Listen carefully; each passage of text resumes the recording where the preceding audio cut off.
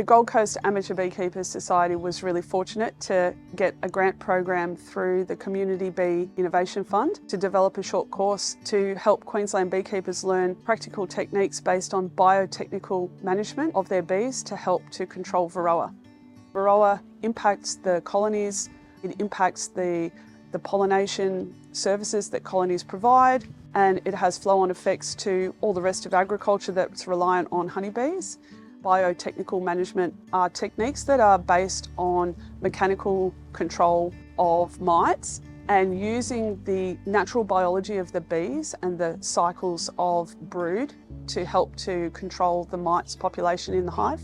One of the things we'll be focusing on in particular is brood interruption, or sometimes called brood breaks.